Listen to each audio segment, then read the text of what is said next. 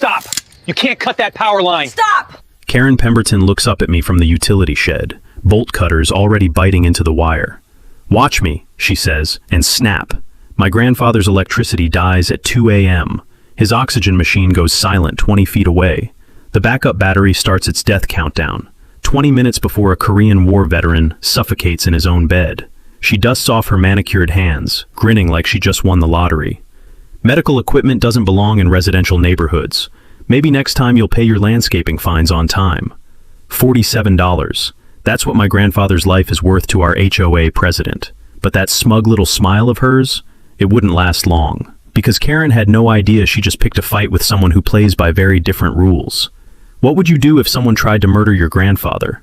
Drop a comment below, because what happened next will blow your mind. Let me tell you how we got here. My name's Roman Delacroix, and I've been an electrical contractor in Phoenix for 12 years. Former Air Force, learned my trade rewiring fighter jets before I came home to take care of the most important person in my life, my grandfather Ezra. Ezra raised me after my parents died in a car crash when I was 8. This man is everything to me. Korean War veteran, Purple Heart recipient, the kind of guy who still stands for the national anthem, even though his knees crack like breaking branches. 3 weeks ago, he was in the ICU at Phoenix VA Medical Center fighting pneumonia complications. Touch and go for 6 days. The doctor said his lungs were so scarred, he'd need supplemental oxygen at home indefinitely. So I bought this house in Willowbrook Heights, specifically for him. Single-story ranch in a community of 47 homes, established in 2019 around a central park. Annual HOA dues of $890 cover landscaping, streetlights, and that fancy community gazebo nobody uses. I converted the master bedroom into what the respiratory therapist called a home recovery suite. Essentially, a mini ICU with hospital-grade oxygen concentrator, backup tanks, monitoring equipment. Everything Medicare approved, everything keeping a war hero alive. The smell of medical-grade plastic tubing mixed with Ezra's Old Spice cologne became our new normal. The gentle hum of his oxygen concentrator, running 16 hours a day, became the soundtrack of our quiet recovery. I worked early electrical jobs so I could be home by noon, helping with his physical therapy, making sure his life support stayed running. For 6 months, everything was peaceful under Mrs. Sterling, our beloved HOA president. She was a retired nurse who actually understood medical equipment and ran things with common sense. Then, Mrs. Sterling moved to assisted living, and the neighborhood elected Karen Pemberton on her property values protection platform. Big mistake. Karen's 52, divorced, lives alone in the biggest corner lot house overlooking the community park. Former middle management at some insurance company, the kind of woman who treats every conversation like a performance review. She's got this severe bob haircut that looks like it was cut with a ruler, always carrying that tablet, documenting violations like she's building federal cases. Her first target? My drought-resistant landscaping. I'd planted desert willow and palo verde trees, native Arizona species that survive desert heat without constant irrigation. Beautiful, practical, environmentally responsible. Karen issued me a $47 fine for non-approved plant varieties. According to her interpretation of the covenant, I should have planted Bradford pear trees, a species that dies in Phoenix heat and wastes thousands of gallons annually. The crunch of gravel under her sensible shoes as she marched around my property, measuring distances with an actual tape measure. When I tried reasoning with her, she cut me off. The covenant specifies approved landscaping. Environmental concerns are not my department. Week 2 brought a $93 violation for excessive vehicle noise. My work truck's diesel engine starting at 5 a.m. allegedly disturbed the neighborhood peace. Never mind that I'd been leaving for work at the same time for 6 months, or that Mrs. Patterson's lawn crew starts their equipment at dawn. Week 3 escalated to a $187 fine for commercial vehicle loitering. Ezra's monthly oxygen delivery truck takes 30 minutes to deliver tanks and check his equipment. Standard procedure for homebound ICU recovery patients. Karen documented this as unauthorized commercial activity, but week 4 crossed into pure evil territory. I caught Karen photographing Ezra through his bedroom window while he napped, his oxygen cannula clearly visible in her camera flash. The metallic click of her shutter mixing with the steady rhythm of his life support machine. The desert wind carried her overpowering perfume as I confronted her in the driveway. Medical equipment creates noise violations, she said, checking items off her tablet. The HOA covenant prohibits home-based medical facilities. Ma'am, that's my grandfather. He's a veteran who needs that machine to breathe. Her smile was Arctic ice. This is a residential neighborhood, not a hospital. These people need to learn there are proper facilities for medical care. That's when I realized Karen's systematic plan.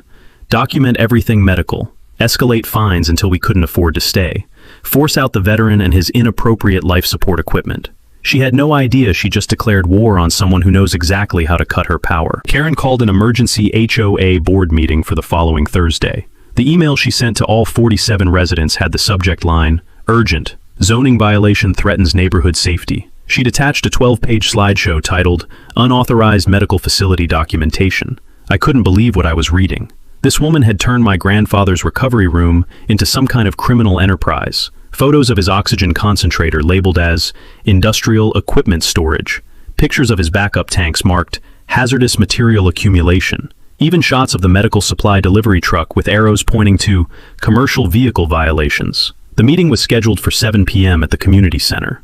I spent the entire day researching, remembering a case I'd read about when we first moved in. Something about a disabled veteran in Texas who'd fought his HOA over wheelchair ramp restrictions. The case was called Giebler versus M&B Associates, and it established that federal disability law always trumps local HOA covenants when it comes to medical necessity. That gave me hope as I printed out guidelines, building my defense. Walking into that fluorescent-lit conference room felt like entering enemy territory. The burnt coffee smell mixed with Karen's aggressive hand sanitizer use, and the sound of folding chairs scraping against linoleum as 12 residents settled in for what felt more like a trial than a neighborhood meeting. Karen had stacked the deck perfectly. 3 board members who'd already pledged support for her Property Standards Initiative, plus a nervous-looking guy named Bradley from the city zoning office who kept checking his phone like he had somewhere better to be.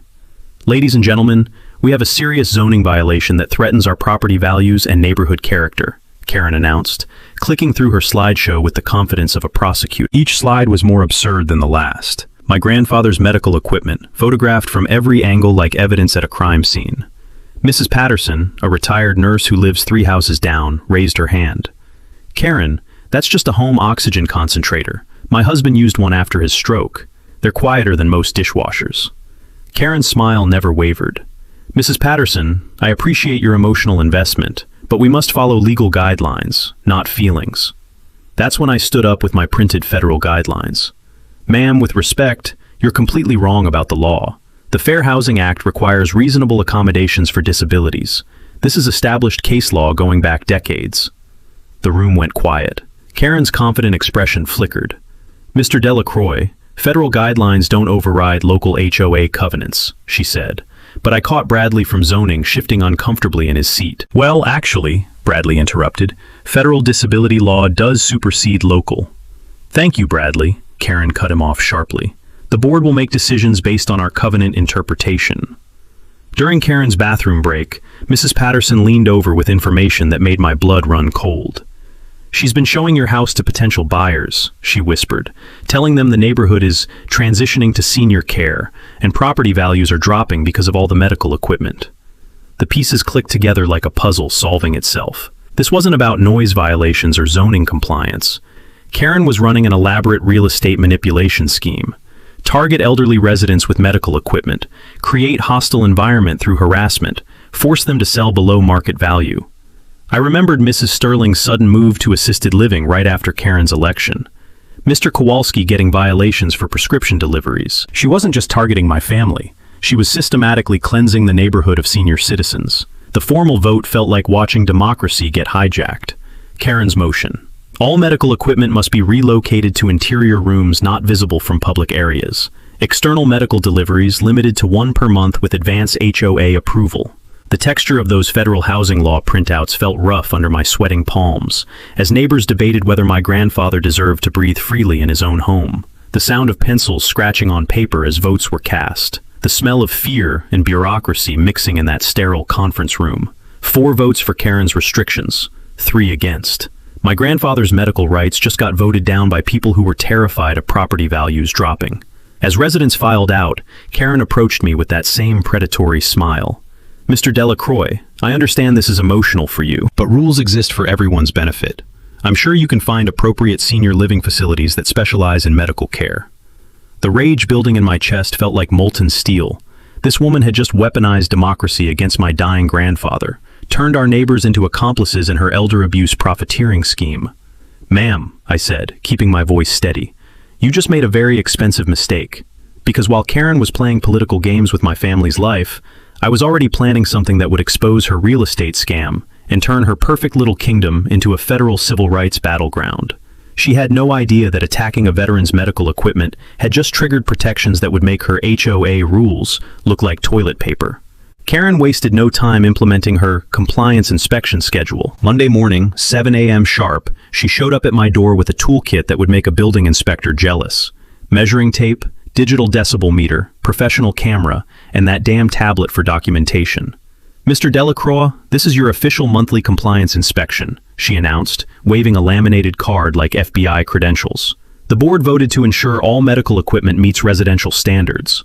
I watched her circle my house like a vulture, measuring distances from Ezra's oxygen concentrator to property lines.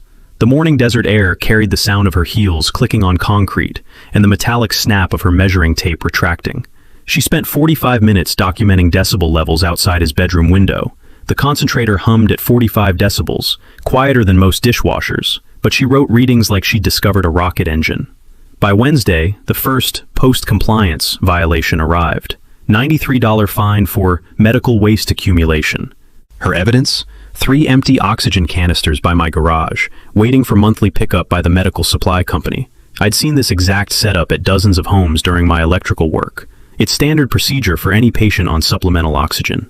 That's when I realized I needed to start fighting back with technology. My electrician buddy Jake helped me install security cameras around the property perimeter. 4 units with night vision, motion detection, cloud backup. If Karen wanted to play surveillance games with my family's safety, I'd record every second of her harassment. The cameras paid off Thursday night. Motion alerts pinged my phone at 11 p.m. Karen creeping around my backyard with measuring tape and flashlight, documenting window dimensions while my grandfather slept 20 feet away. The infrared footage showed her clearly trespassing, building her case against a dying veteran's medical equipment. Friday morning, I filed a police report. Officer Martinez listened politely, but delivered the expected news. "Sounds like a civil matter, sir. HOA disputes rarely involve criminal charges unless there's property damage." Karen's administrative warfare escalated throughout the week. Violations for excessive medical delivery frequency. Citations for residential appearance violations because oxygen equipment was visible through front windows. Fines jumping exponentially. $47, $93, $187, $374. Sunday afternoon brought the breakthrough I needed. My neighbor Jake stopped by with intelligence that changed everything. "Marcus, you're not going to believe this," he said, lowering his voice. "My buddy works at Pinnacle Properties downtown. You know, those billboards everywhere? They've been asking about properties in this neighborhood, specifically about houses with senior resident transition opportunities." The mini twist hit like lightning. What does that mean? Corporate speak for pushing out elderly residents and flipping their houses to younger families. My buddy said they specialize in community demographic transitions. They make money when seniors sell below market value. Everything clicked. Karen wasn't just harassing residents with medical equipment. She was creating documentation to justify property devaluations for her real estate partners. Document enough medical facility violations, and family homes suddenly looked like unlicensed nursing facilities. That evening, I drove to Sunset Meadows Assisted Living to find Mrs. Sterling. What she told me confirmed my worst suspicions. "Oh, Marcus, I'm so sorry you're dealing with Karen too," she said, her weathered hands shaking. "She did the exact same thing in my previous neighborhood.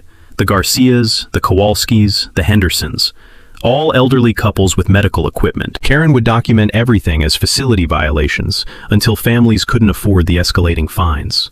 Mrs. Sterling showed me photos of her husband's home dialysis setup. She tried to force us to relocate his kidney machine to the basement, said the equipment sounds violated noise ordinances. When we couldn't physically comply, the fines kept escalating.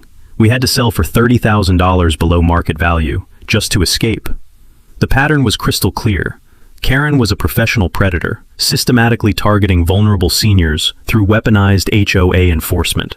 And Pinnacle Properties was profiting every time a frightened family sold under duress. But as I drove home through the desert night, breathing in the scent of cooling asphalt and blooming Palo Verde trees, I realized Karen had made one fatal miscalculation. She'd chosen to target a veteran's life support equipment, which triggered federal disability protections that made her cute little HOA games look like children's rules. I had security footage of her trespassing, witness statements documenting her harassment pattern, evidence of systematic discrimination against disabled residents, and most importantly, I had the legal knowledge to turn her predatory scheme into a federal civil rights case that would destroy everything she'd built. Karen thought she was hunting another helpless senior citizen. She had no idea she just walked into a trap set by someone who understood exactly how to use the law as a weapon. The smell of desert sage mixed with diesel exhaust from late-night truckers on the distant highway. Tomorrow, I'd start building the case that would end Karen's reign of terror permanently. Karen's next move crossed every line I thought existed. Tuesday morning, a certified letter arrived that made my hands shake. Emergency electrical hazard violation. Immediate utility disconnection required. According to her official documentation, my grandfather's oxygen concentrator created unacceptable fire hazards due to electrical overload.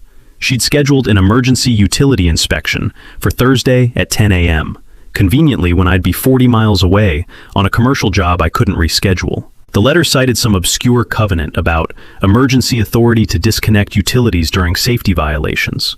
I'd never seen this clause before, but Karen had convinced two terrified board members to sign off on cutting power to protect neighborhood safety.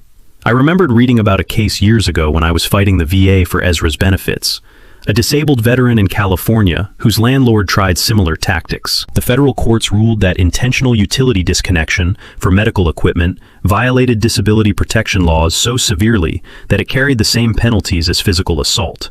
That gave me hope, but I needed immediate solutions, not legal precedents. Thursday morning at 2 a.m., while I was 30 miles away fixing emergency hospital lighting, my worst nightmare exploded across my phone screen. Ezra's panicked voice. "Marcus, the power's out. The machine stopped working. The battery says 18 minutes. I broke every speed limit racing home through empty desert highways, arriving to find Karen and two board members still standing in the utility shed like they'd just finished a home improvement project. They'd used bolt cutters to sever the electrical connection to my house specifically, leaving every neighbor's power running normally. "What the hell are you doing?" I shouted, finding my grandfather struggling in the darkness, his backup battery countdown ticking towards 0. Karen looked up from the severed wires with satisfaction radiating from her face like heat from summer asphalt. "Emergency electrical hazard requires immediate disconnection, Mr. Delacroix. Medical emergencies should be handled at appropriate facilities, not residential neighborhoods." The rage that hit me could have lit up half of Phoenix. This woman was using HOA rules as murder weapons against my dying grandfather. But as I frantically reconnected wires, neighbors started emerging in bathrobes and slippers. Mrs. Patterson arrived first, the retired nurse who immediately checked Ezra's vitals and confirmed my fears. Dangerously low oxygen saturation. "Call 911 now," she ordered, her professional voice cutting through Karen's protests about proper procedures. "This man needs emergency medical support." Mr. Kowalski appeared with his phone recording everything. "Karen, what the hell? You can't cut power to medical equipment. Are you trying to kill him?" Within 15 minutes, our quiet suburban street transformed into an emergency scene. Ambulance lights painting red and blue across beige stucco walls. Paramedics manually ventilating my grandfather, while I restored electrical connections. The smell of diesel exhaust, mixing with desert night air, and the metallic scent of cut electrical wires.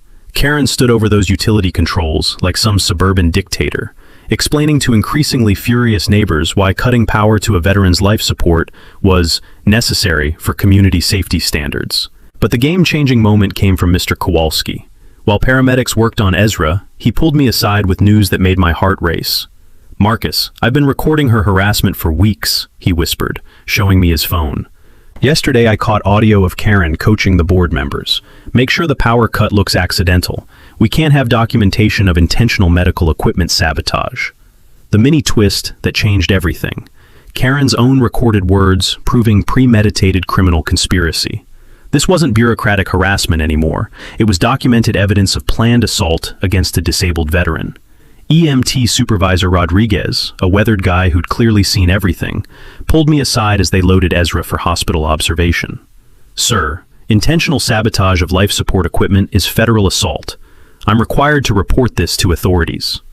He handed me a card for the FBI Phoenix field office. Then he turned to Karen with the kind of voice that makes criminals confess. "Ma'am, you just committed a felony against a disabled veteran.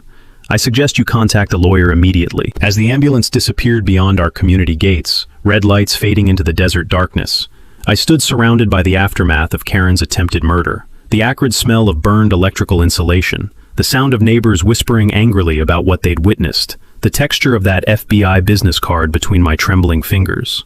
Karen had just escalated from petty harassment to federal crime, but in her arrogance, she'd made one fatal error: committing attempted murder with audio evidence, multiple witnesses, and a victim protected by federal disability laws. While she stood in that utility shed dusting off her hands like she'd accomplished something heroic, I was already planning her complete destruction. Because when someone tries to kill your grandfather over landscaping violations, you don't just file complaints, you make sure they never hurt another human being again. While gathering Ezra's medical records for the FBI report, my hands were still shaking from last night's adrenaline, when I discovered something that made my heart race for entirely different reasons. Buried in our house purchase paperwork was the original 1987 property deed, and hidden in the legal jargon was a clause that would obliterate Karen's entire operation. Emergency medical equipment easement. This property maintains perpetual utility priority for life-sustaining medical devices, superseding all future homeowner association restrictions or municipal ordinances. The musty smell of old paperwork mixed with my morning coffee as I read those words 3 times, hardly believing what I was seeing. The original developer had anticipated an aging community and built federal medical protection directly into our property deed. Karen hadn't just violated HOA rules, she'd trampled on a legally protected easement that made her covenants look like toilet paper. But the real revelation came when I started digging through public records using my contractor license database access. The sound of my printer working overtime as I pulled document after document, each one more damning than the last. Karen's corner lot house carried a $47,000 lien from a previous lawsuit. Disability discrimination charges from Sunset Meadows, her former neighborhood. The court documents read like a horror story. 3 elderly families suing her for systematic medical equipment harassment. The Garcias, forced to sell after she demanded they relocate dialysis equipment to the basement. The Hendersons, driven out when she classified oxygen concentrators as commercial facilities. Federal court had ruled Karen engaged in pattern discrimination against disabled residents, ordering $75,000 in damages. But here's where my blood started boiling. She'd only paid $28,000 before declaring bankruptcy and fleeing to our community to restart her predatory scheme. The families she'd destroyed were still trying to collect their court-ordered compensation. The smoking gun came through my electrician buddy's real estate connections. Corporate filings showed Karen wasn't just some power-hungry HOA president. She was a paid consultant for Pinnacle Properties, earning $5,000 referral fees for every house that sold below market value due to her manufactured quality-of-life concerns. The scam was diabolically simple. Target vulnerable seniors with medical equipment, escalate harassment until families couldn't afford the legal fights. Then Pinnacle swooped in with below-market offers that looked like salvation to desperate elderly residents. 3 houses in our neighborhood had fallen to this scheme in 8 months. Mrs. Sterling's place, Mr. Rodriguez's home after his wife's stroke, the house next to the Kowalskis after Karen targeted their son's epilepsy monitoring equipment. All sold to Pinnacle subsidiaries for 15 to 20% below market value. But staring at that original easement clause, breathing in the scent of victory mixed with desert morning air streaming through my kitchen window, I realized Karen had made one catastrophic error. That medical easement didn't just protect my grandfather's equipment, it gave me legal authority to demand emergency medical infrastructure to prevent future threats to his life support. An emergency medical infrastructure could include anything necessary to ensure uninterrupted power supply, including industrial-grade backup generators requiring emergency vehicle access and priority parking on public streets. The beautiful irony crashed over me like a wave. Karen's illegal power cut had triggered federal protections that would let me bring equipment into her pristine neighborhood that would turn her suburban paradise into an industrial nightmare. I spent the afternoon researching hospital-grade generator rentals, 50-kilowatt diesel monsters requiring 53-foot trucks for transport, creating enough noise to wake half of Phoenix. Units federally protected as medical emergency infrastructure that could legally park wherever medical necessity demanded. Karen thought cutting my grandfather's power was her checkmate move. She had no idea she'd just given me legal authority to park industrial equipment outside her front door for as long as I deemed necessary to protect a veteran's life. The next morning, I called Premier Medical Equipment Rentals with the confidence of someone who just discovered he held all the winning cards. "I need your largest hospital-grade backup generator for a veteran's medical emergency situation," I told the dispatcher. "Something that can power an entire ICU ward." "Sir, our Caterpillar XQ50 is what hospitals use during disasters," she replied. 50 kilowatts, hospital-grade power conditioning, requires a 53-foot truck for transport. It's designed for life support priority situations. Perfect. How soon can you deliver it? We can have it to you by Thursday, but you'll need emergency vehicle permits for residential street parking. Already covered under federal medical easement protections, I interrupted, savoring every word. This is protected medical infrastructure. While that beautiful piece of machinery was being scheduled, I started building my coalition.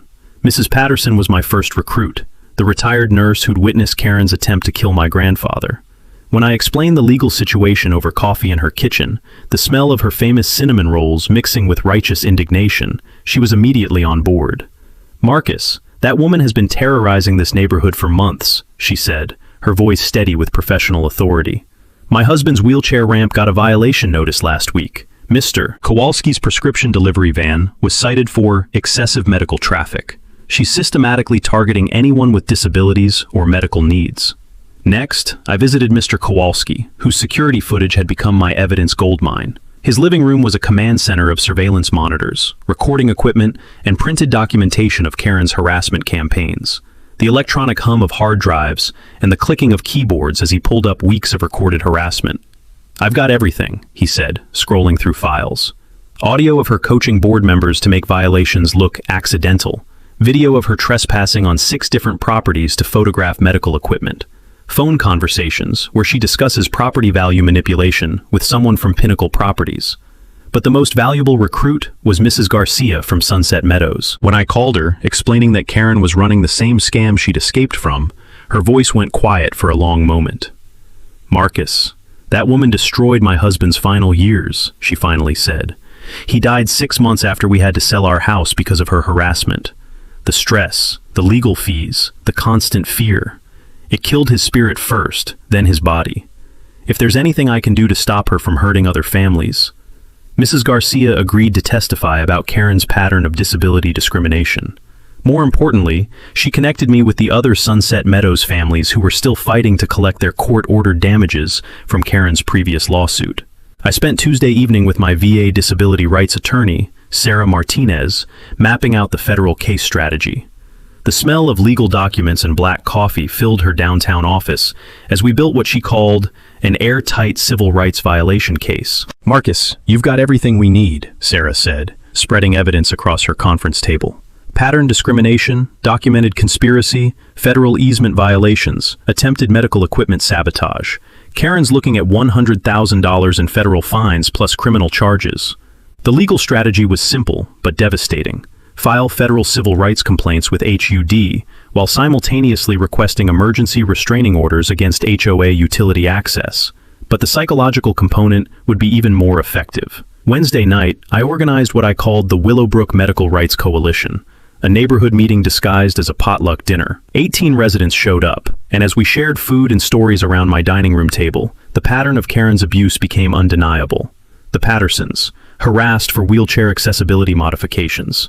The Hendersons, cited for their daughter's asthma nebulizer being too loud. The Rodriguezes, fined for medical equipment visibility through windows. Every family with medical needs had been targeted. I distributed laminated cards with emergency contact numbers: FBI, Domestic Crimes Unit, HUD, Civil Rights Hotline, local disability rights advocates. We created an encrypted group text for real-time coordination and assigned specific documentation roles to each family. But the centerpiece of my plan was pure psychological warfare. Thursday morning, that 53-foot generator truck would arrive during Karen's usual inspection rounds. The timing was perfect. She'd be walking around with her clipboard and measuring tape when a diesel monster the size of a city bus rumbled into her pristine suburban paradise.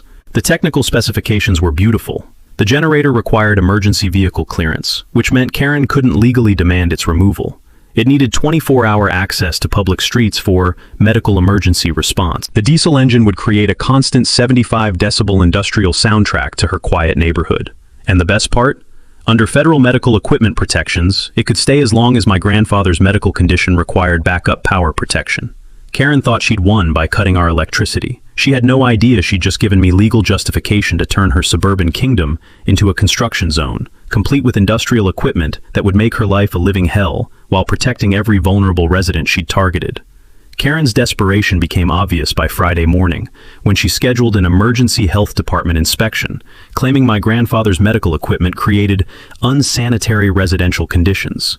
The email she sent to all residents had attachments showing photos of oxygen tanks, labeled as medical waste storage, and our home labeled as an unlicensed healthcare facility. But her real panic showed when she started bribing board members with promises they'd never see property values drop if they helped her resolve the medical facility situation permanently. Mrs. Patterson overheard Karen offering to pay Jim Bradley's HOA dues for the year if he'd support immediate medical equipment relocation requirements. The neighborhood Facebook group became Karen's propaganda warfare zone. Anonymous posts appeared hourly, all following the same script. Photos of oxygen tanks labeled as industrial gas hazards, claims about property value impacts from medical facilities, and fear-mongering about our community becoming senior housing instead of family neighborhood. My security cameras caught her spreading poison door to door Wednesday evening. The infrared footage showed Karen visiting houses with printed packets, spending 15 minutes with each family, gesturing toward my house while delivering what neighbors later described as safety presentations about medical equipment dangers. 3 families reported Karen's pitch was identical. These people are turning residential homes into medical facilities. Your property values will plummet if we don't stop this immediately. Do you want to live next to a nursing home? But Karen's most desperate move came Thursday morning, when she arranged a surprise health department inspection with a compliant official who arrived with pre-written violation notices, clearly scripted by Karen herself. Inspector Williams walked through my house like he was following a treasure map, documenting oxygen concentrator noise violations and medical supply storage sanitation concerns. When I produced my federal disability accommodation paperwork, his confidence evaporated faster than desert rain. "Sir, these appear to be legitimate medical accommodations," he stammered, backing toward my front door like I'd shown him a live grenade. "Inspector Williams," I said calmly, "I have video footage of the HOA president coordinating this inspection to harass a disabled veteran. Are you aware that federal law prohibits discrimination against medical equipment users?" He practically sprinted to his car, leaving behind his unused violation forms and Karen's detailed inspection guidelines. That afternoon brought intelligence that confirmed my suspicions about Karen's financial desperation. My electrician buddy Jake discovered through county records that Karen's house was entering foreclosure proceedings. The bankruptcy from her previous disability discrimination lawsuit had caught up with her, and she needed Pinnacle Properties referral fees to avoid losing everything. The bank foreclosure notice had been accidentally delivered to my address due to similar house numbers, giving me documentation of Karen's timeline. She had 60 days to make $18,000 in back payments or lose her house. Each family she successfully harassed out of the neighborhood meant $5,000 in Pinnacle referral fees. My grandfather's medical equipment wasn't just threatening her control, it was threatening her financial survival. But the mini twist that changed everything came from Mrs. Patterson's nursing connections. She'd called former colleagues at Phoenix General, asking about Karen's claims regarding medical facility regulations. What she discovered made my blood boil. "Marcus, I talked to the head of respiratory therapy at the hospital," Mrs. Patterson said, her voice tight with anger. "Karen called them last week, claiming to be from residential safety enforcement, and asking for documentation about home oxygen equipment being dangerous in residential settings. The hospital had refused to provide any such documentation because it was complete nonsense. Home oxygen concentrators are specifically designed for residential use and carry the same safety ratings as household appliances. Karen had been trying to manufacture official-looking medical expert opinions to support her harassment campaign. She's not just breaking HOA rules," Mrs. Patterson continued. "She's impersonating authority figures to obtain false documentation. That's fraud." Thursday evening brought the community pressure I'd been building toward. 18 neighbors attended an impromptu neighborhood safety meeting that Karen had called to address medical equipment concerns. But instead of supporting her narrative, families started sharing their own stories of harassment. The Hendersons described Karen's demands that they relocate their daughter's asthma equipment to non-visible areas. The Kowalskis revealed Karen's attempts to limit their son's seizure monitoring deliveries. Mr. Rodriguez shared audio recordings of Karen threatening escalating fines if his wife's wheelchair modifications weren't made less obvious. As Karen stood before increasingly hostile neighbors, trying to justify her systematic targeting of disabled residents, I realized her support base had evaporated. Even the board members who'd initially supported her property standards initiative were backing away from what had clearly become criminal harassment. But the most beautiful moment came when Mrs. Garcia arrived from Sunset Meadows, carrying a folder of court documents from Karen's previous conviction for disability discrimination. The sound of papers rustling as she spread evidence across the community center table, the smell of fierce sweat as Karen realized her past had caught up with her. "Ladies and gentlemen," Mrs. Garcia announced, "this woman was convicted of the exact same harassment in her previous neighborhood. She's a professional predator who targets vulnerable elderly residents." Karen's final, desperate gambit came Sunday morning with an emergency HOA board meeting email marked, "Urgent, immediate resolution required." She'd scheduled it for Monday at 7 p.m., claiming authority to condemn residential properties for health and safety violations, and demanding immediate removal of all medical equipment or face complete utility disconnection. The email included a 48-hour ultimatum. My grandfather's life support equipment had to be relocated to appropriate medical facilities, or she would exercise emergency powers to cut electricity permanently. The timing was calculated. Monday evening was exactly when I'd be across town, handling an emergency electrical repair at the VA hospital that I couldn't reschedule. She'd also brought in reinforcements. The meeting notice mentioned a qualified building inspector and residential health specialist who would provide expert testimony about medical equipment dangers. Karen was assembling what looked like an official tribunal to railroad my family out of the neighborhood. But her biggest miscalculation was underestimating my preparation timeline. The generator truck was scheduled to arrive Tuesday morning, perfectly positioned to make her Monday evening ultimatum look like a joke. Sunday night, I made final preparations while listening to Karen's increasingly frantic voicemails, demanding that I acknowledge receipt of emergency compliance requirements. Her voice carried a hysteria that told me she knew her time was running out. The coalition was ready. Mrs. Patterson had organized medical equipment documentation from 6 families, proving that Karen's health hazard claims were fabricated nonsense. Mr. Kowalski had compiled a video highlight reel of Karen's trespassing and harassment, synchronized with audio recordings of her conspiracy planning. Mrs. Garcia had driven up from Sunset Meadows with 3 other families Karen had previously victimized, all carrying court documents proving her pattern of disability fraud. Monday evening, I watched from my security cameras as Karen arrived early to set up her ambush. She'd brought folding tables, printed presentations, and enough official-looking documents to stock a government office. The building inspector and health specialist were clearly coached performers, probably friends she'd convinced to play expert roles. 23 neighbors attended, the largest HOA meeting in our community's history. But as Karen began her presentation about medical facility violations requiring immediate intervention, something beautiful happened. Mrs. Patterson stood up first. "Karen, I'm a registered nurse with 30 years of experience. Home oxygen equipment is specifically designed for residential use. Your claims about safety hazards are medically false." Mr. Kowalski followed. "I have security footage of you trespassing on 6 properties to photograph medical equipment. You've been stalking disabled residents." Then Mrs. Garcia delivered the killing blow. This woman was convicted of identical harassment in her previous neighborhood. Federal court ruled she engaged in systematic discrimination against disabled residents. She owes our families $47,000 in unpaid court judgments. The room erupted. Karen's expert witnesses started backing toward the exit as neighbors demanded answers about her criminal history. Her carefully orchestrated tribunal was becoming a public trial of her own predatory behavior. But Karen's desperation drove her to one final fatal mistake. When she realized the meeting was spiraling beyond her control, she grabbed her keys and headed for the door, muttering something about taking care of this problem permanently. Mr. Kowalski's security footage later showed Karen approaching the utility shed at 10:47 p.m. with bolt cutters, clearly planning to repeat her previous sabotage attempt. But this time, she found something that stopped her cold. A 53-foot generator truck was already parked directly in front of the utility access, blocking her path with 50,000 pounds of hospital-grade diesel power. The massive Caterpillar engine idled with the low rumble of industrial authority, emergency strobe lights painting the entire street in alternating red and blue. The mini twist that destroyed her final play. I'd moved up the generator delivery by 12 hours, anticipating her desperation move. While she was conducting her fake tribunal, industrial-grade medical protection was already being deployed to neutralize her utility sabotage strategy. Security cameras captured Karen standing helpless before the mechanical giant, realizing that her power over utilities had been completely nullified by superior technology. She tried calling the city to demand the truck's removal, but emergency medical equipment has federal protection that trumps every local ordinance. The psychological impact was perfect.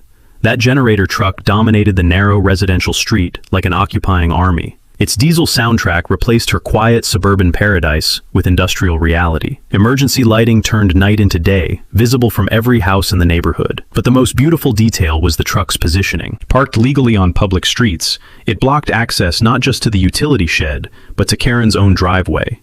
She couldn't get her car out without asking the generator technician, who was under federal medical equipment protection orders, to move his truck. Karen had tried to weaponize utilities against a disabled veteran. Now she was trapped in her own house by industrial equipment that was federally protected and legally untouchable. While she stood in her driveway, staring up at the mechanical monster that had destroyed her suburban tyranny, I was already planning the final phase that would end her predatory career permanently. Tuesday morning at 8 a.m., our quiet suburban street looked like a disaster movie set. The 53-foot generator truck dominated the narrow road like a diesel-powered skyscraper, its emergency strobe lights painting beige houses in dramatic reds and blues. The Caterpillar engine created a thunderous industrial soundtrack that could be heard 3 blocks away. Karen emerged from her house in a designer bathrobe, her perfect bob haircut disheveled from a sleepless night of listening to 50 kilowatts of mechanical justice rumbling outside her bedroom window. She stood dwarfed by the towering truck, looking like a suburban dictator who just discovered her kingdom had been invaded by federal authority. "This is destroying our neighborhood," she screamed at the generator technician, a grizzled guy named Dave, who'd been installing hospital emergency power for 20 years. "I demand you remove this industrial equipment immediately." Dave looked up from his control panel, took a long sip of coffee, and delivered the most beautiful response I'd ever heard. "Ma'am, this is federally protected medical emergency infrastructure. I can't move it any more than I could relocate someone's wheelchair." The HOA meeting had been relocated to the street because the generator noise made the community center unusable. 28 residents gathered around the truck in a bizarre suburban town hall, with Karen standing on a folding chair trying to shout over the diesel engine. "This man is destroying our property values with industrial equipment," she yelled, pointing at me like I was a war criminal. "He's turned our residential neighborhood into a construction zone."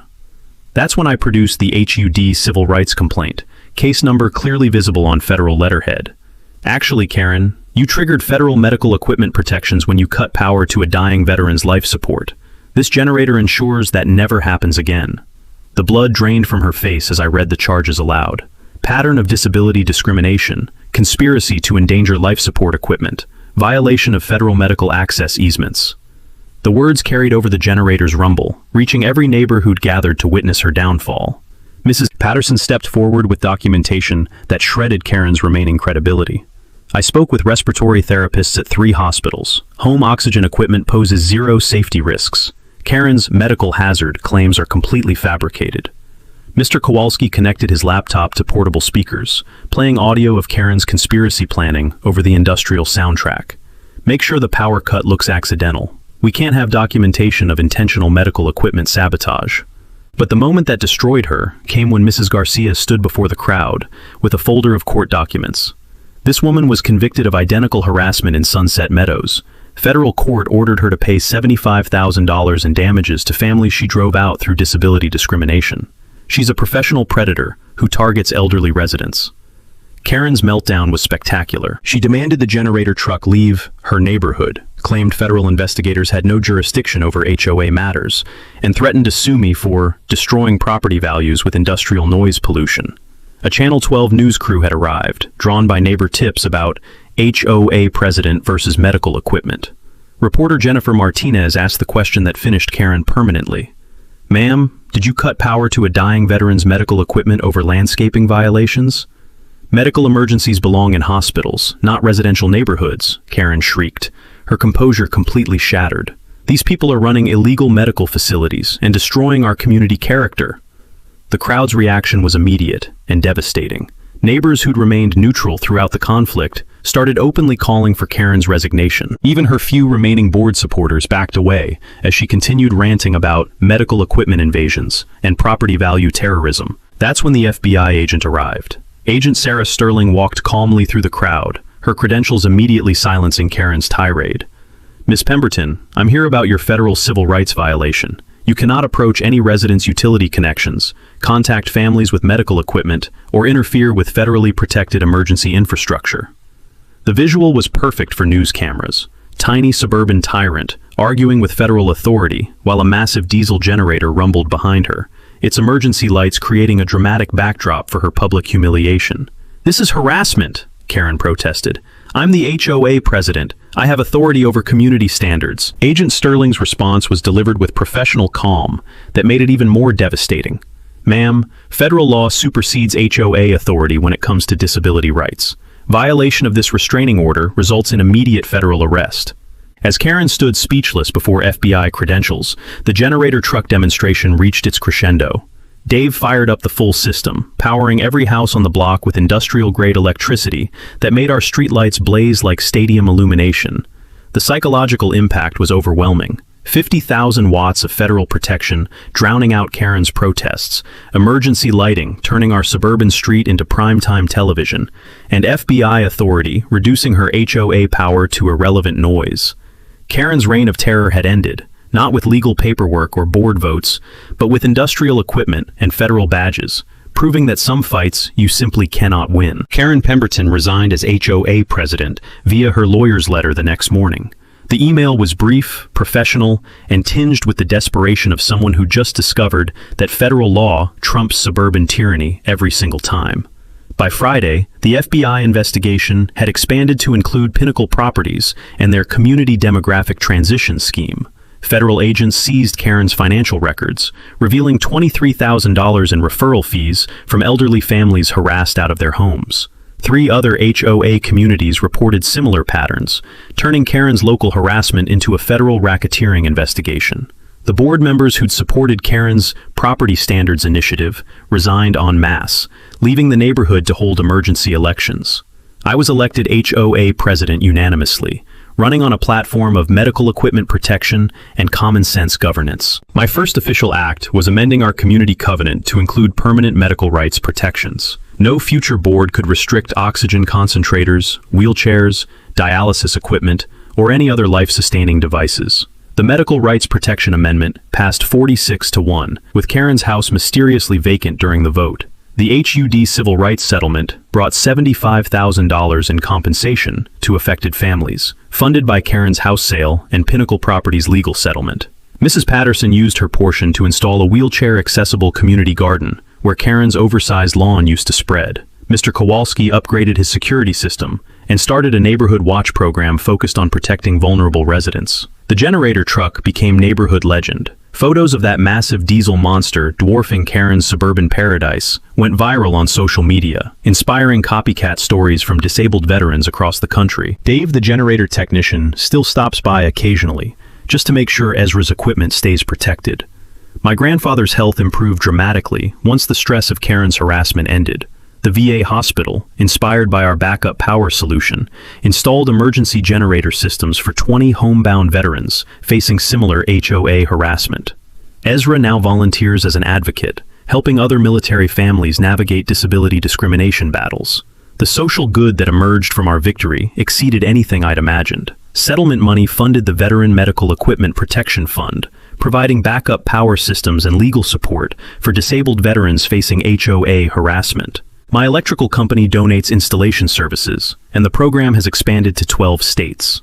I discovered a passion for disability rights advocacy that surprised everyone, including myself. Enrolled in paralegal courses specializing in federal housing law, I now consult for veteran families facing HOA discrimination. The technical knowledge I gained fighting Karen has helped dozens of families protect their medical equipment from predatory board members. 3 military families moved to Willowbrook Heights specifically for our medical accommodation protections. Property values actually increased due to our reputation as a veteran-friendly community. The house Karen abandoned was purchased by the Martinez family. Their disabled son requires the same type of oxygen support that Karen had tried to ban. Our annual Medical Equipment Appreciation Day celebration honors the victory over petty tyranny while educating residents about disability rights. Last year, 150 people attended, including Mrs. Garcia and other Sunset Meadows survivors who finally collected their court-ordered damages from Karen's asset forfeiture. The technical knowledge that saved my family is now shared freely online. My HOA Rights Toolkit teaches federal disability law, easement research, and documentation strategies to families facing medical equipment discrimination. Download numbers exceeded 50,000 in the first year, with success stories from coast to coast. Karen's name became neighborhood shorthand for any petty tyrant who thinks rules trump basic humanity. "Don't go all Karen Pemberton on me" is now local slang for bureaucratic overreach. Her foreclosed house serves as a permanent reminder that some battles you simply cannot win. The generator truck story spread through veteran networks nationwide, inspiring federal policy changes. HUD now investigates medical equipment harassment more aggressively, and several states have passed veterans' medical rights legislation, specifically protecting military families from HOA discrimination. As I write this, my grandfather is napping peacefully in his chair, oxygen concentrator humming quietly beside him. The sound that once triggered Karen's harassment campaign now represents victory over suburban tyranny and federal protection for the vulnerable.